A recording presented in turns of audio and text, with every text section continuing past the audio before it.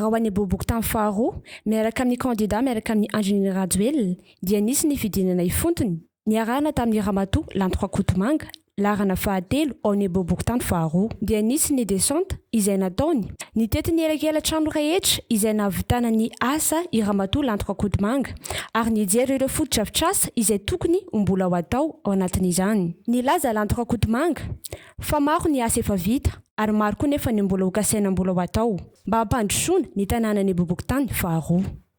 Nitety anireo elakelan-trano izay navitana ny asa. Misy ny lalakely vita, misy ny jiro marobe voapetaka hatramin'ny efa ela ka hatramin'ny voaingana. Dia nisy ihany koa ny lalakely izay mbola tena mila amboarina.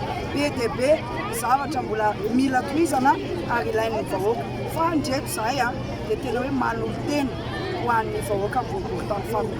Izay nataonay hatramin'izay dia ho ampitomboana ary ezaka izay ho afatomboana. Satria izao fahatongavan'ny olo izao tsy atao ravoravo-tanana fa tena asehonay hoe tian'ny olona ny président Andry Rajoelina. Matoa ny fidiny teo amin'ny toerana io mbola napetraka tamin'ny fomba ofisialy teo amin'ny toerana. Dia izahay no hitondra an'izay avany amin'ny fitondram-panjakana anaovana anatsarana ny fiainan'ny olona ety amin'ny boboko tamin'ny faharoa dia mino izahay hoe aza miala amin'ny fitondrana. Satria ireo no miaraka dia ianao ve dia hiaraka amin'ny olona tsy mitovy hevitra anao, tsy handroso mihitsy. Ka noho izany efa fantatry ny vahoaka boboko tamin'ny faharoa izany.